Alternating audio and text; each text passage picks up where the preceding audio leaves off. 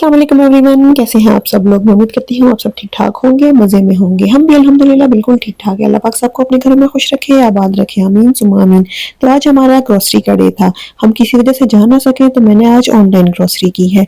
मैंने नून की 20 minute service use की है। सारी चीज़ें मैंने घर में मंगवा ली थी और इस सर्विस से मैं बहुत ज़्यादा सेटिस्फाई हूँ। जितने भी फ्रूट्स एंड वेजिटेबल्स आए थे बहुत फ्रेश थे और डिलीवरी टाइम तो इनका बहुत कम था। 20 मिनट्स के अंदर अंदर इन्होंने सारी चीज़ें डिलीवर कर दी थी। मैंने मजबूरन ही ऑनलाइन ग्रोसरी की थी और मैं इतना एक्सपेक्ट नहीं कर रही थी। सारी चीज़ें बहुत फ्रेश थी।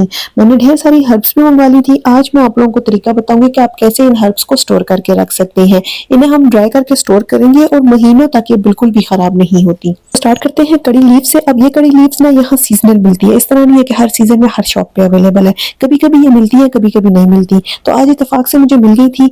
ये जो पूरा पैक है ना, ये मुझे 8 रियाल का पड़ा था, तो मैंने मंगवा लिया है। मैं इसी तरह एक पैक मंगवा लेती हूँ, उसके बाद इसे क्लीन करके मैं ड्राई करके स्टोर करके रख सकती हूँ। इसका फायदा ये होता है कि मेरा पूरा साल चल जाता है आराम से।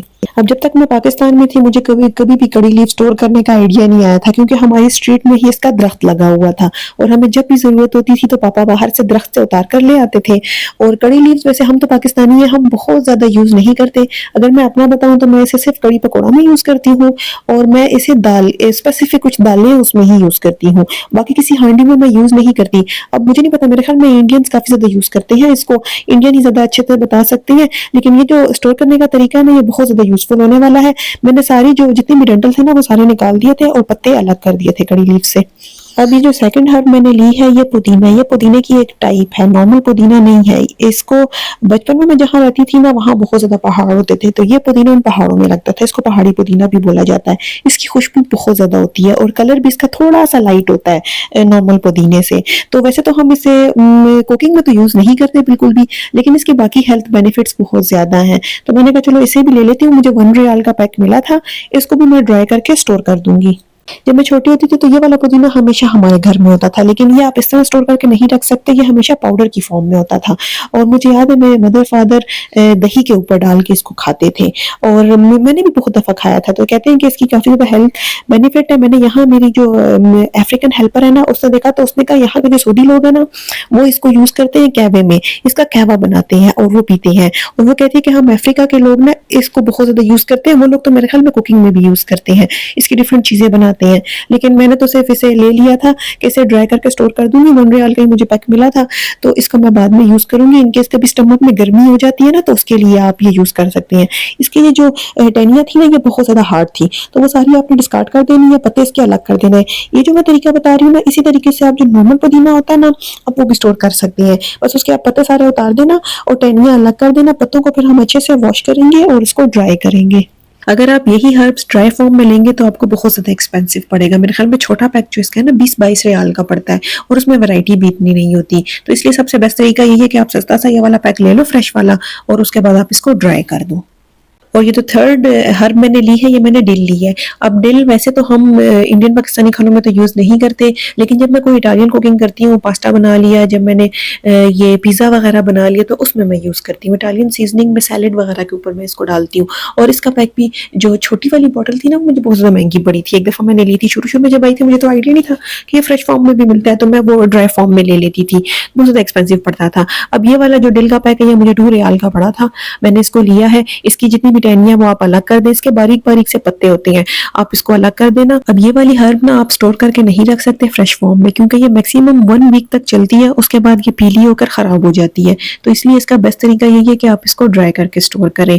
यहाँ सऊदी अरब में जितने भी हर्ब्स उस तरह यूज होते हैं, या तो आप इसे वीकली लेकर आओ या आप ड्राई वर्जन यूज करो। अगर अब मैं पाकिस्तान में होती ना तो पाकिस्तान में हमने क्यारियां बनाई हुई थी, उसमें मुख्तलिफ किस्म की हर्ब्स लगाई हुई थी और वो ग्रो भी बहुत अच्छी होती थी। सऊदी अरब में धूप इतनी तेज पड़ती है कि आप इस तरह की क्यारियां नहीं बना सकते।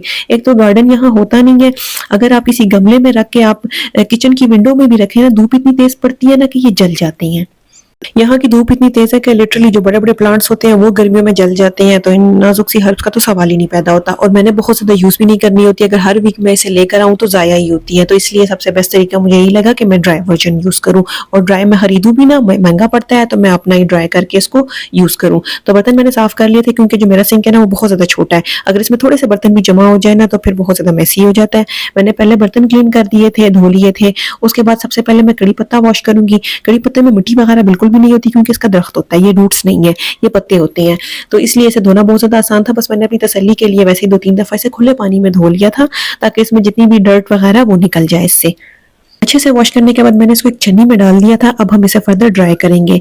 सिमिलरली मैंने जो बाकी हर्ब्स साफ़ की थी वो भी मैंने धो ली है। पुदीने में काफ़ी ज़्यादा मिट्टी थी, इसको 2-3 दफ़ा मुझे वॉश करना पड़ा क्योंकि ये तो रूट्स होती हैं, ये मतलब इसका दरख्त तो नहीं होता, छोटे-छोटे पौधे होते हैं तो इसलिए इसमें मिट्टी बहुत ज़्यादा जमा हो जाती है। इसलिए डिल और पुदीने को भी मैंने सेम तरीके से धो लिया था। अब इन सारी हर्ब्स को हम ड्राई करेंगे।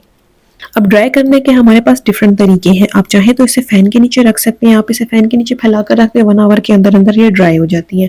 अब हमारे अपार्टमेंट्स में पंखे नहीं होते, यहाँ हम एसी यूज़ करते हैं तो इसलिए नॉर्मल जो सीलिंग फैन्स होते हैं वो होते ही नहीं हैं। तो इसलिए मैंने इस तरह किया कि मैंने ये कपड़े ऑर्डर किए थे, किचन में यूज़ करने के लिए किए थे टेमो से। ये बहुत ज़्यादा एब्ज़ॉर्बेंट है। इसमें मैंने जैसे ही ये स्प्रेड किए तो इसमें जितनी भी नमी थी ना वो सारी इन कपड़ों ने एब्ज़ॉर्ब कर ली थी। अगर आपके पास ये कपड़े नहीं है तो आप सिंपल जो पेपर टॉवल होता है ना, जो टिश्यू होता है किचन के लिए, आप वो यूज़ करें। आप बस मेन मकसद ये है ना कि ये जितनी भी हर्ब्स है ना, इसमें ये जो पानी है ना ये सारा ख़त्म हो जाना चाहिए, ये ड्राई हो जाने चाहिए। तो मैंने इसी तरह फैलाकर छोड़ दिए थे। तकरीबन 2-3 आवर्स के बाद मैं अपने सारे काम शाम फ्री करके मैं वापस आई तो ये बिल्कुल ड्राई हुए हुए थे। अब हम इनको माइक्रोवेव करेंगे। अब आपने कोई भी ऐसी प्लेट लेनी है जो माइक्रोवेव सेफ हो, आपने उस पे फैला देना है, बहुत ज़्यादा ओवर क्राउड नहीं करना है, इसको फैलाकर आपने 1 मिनट के लिए माइक्रोवेव करना है। मैंने ये जो पुदीना है इसे लिटरली सिर्फ 1 मिनट लगा था, लेकिन डिल को 2 मिनट्स लगे थे और जो कड़ी पत्ता है उसको भी थोड़ा ज़्यादा टाइम लगा था। तो आपने चेक कर लेना है कि अगर इसमें नमी बाकी है ना तो आप 1 मिनट का एक और टाइमर लगा देना। ठंडा होने के बाद आप पत्तों को हाथ लगाएंगे, अपनी उंगलियों में से पीसेंगे तो ये इजीली क्रश हो जाएंगे। आप चाहें तो इन्हें होल फॉर्म में भी स्टोर करके रख सकते हैं। मैंने थोड़ा सा इन्हें मसल लिया था, रफली मैंने इनको क्रश कर दिया था और क्रश करने के बाद आप इसे एयर टाइट कंटेनर में स्टोर करके रख दें। अब मुझे तो खुशबू से पता चल जाता है कि कौन हर्ब है, लेकिन अगर आपको नहीं पता चलता तो आप इस पे लेबल लगा देना कि ये कौन सी हर्ब है। तो ये पुदीना हो गया था। सिमिलरली जो डिल है वो भी 2 मिनट्स के बाद वो हो गया था, ड्राई हो गया था कम्प्लीटली। इसको तो मैंने हाथ लगा, इसके पत्ते इतने नाजुक हैं कि वो लिटरली बिल्कुल चूरा बन गया था। डिल को भी मैंने एयर टाइट कंटेनर में डाल दिया था। अब आते हैं कड़ी लीव्स की तरफ। कड़ी लीव्स काफ़ी ज़्यादा थे तो ये मुझे 3 बैचेस में ड्राई करने पड़े। आपने बहुत ज़्यादा ओवर क्राउड नहीं करना और हर प्लेट को जो है ना मैंने 2-2 मिनट माइक्रोवेव किया है, उसके बाद ये कम्प्लीटली ड्राई हुए। आपने इसे कम्प्लीटली ड्राई करना है, अगर पूरे ड्राई ना हुए ना तो ये फिर ख़राब होने लग जाते हैं, ये ब्लैक होने लग जाती हैं। इसको भी मैं एयर टाइट कंटेनर में डाल दूंगी। इसको मैंने क्रश फॉर्म में स्टोर नहीं किया, इसे मैंने साबुत रखा है क्योंकि हम अपने खानों में इसे इसी तरह यूज़ करते हैं, पाउडर इसका नहीं यूज़ करते। मेरे ख्याल में काफ़ी तेज़ होता है इसलिए तड़के में सिर्फ कुछ पत्ते डाल के ना आप यूज़ करते हैं इसको। तो तीनों हर्ब्स मेरे रेडी हो गए। सेम तरीके से आप बेसिल, पार्सले, जोन सी हर्ब भी आपको पसंद है ना, आप सेम तरीके से उसको स्टोर कर सकते हैं। तो मैं उम्मीद करती हूँ आपको यूजफुल लगी होगी ये वीडियो। फिर मिलते हैं अगले ब्लॉग में, तब तक के लिए अपना ख्याल रखना। अल्लाह हाफिज़।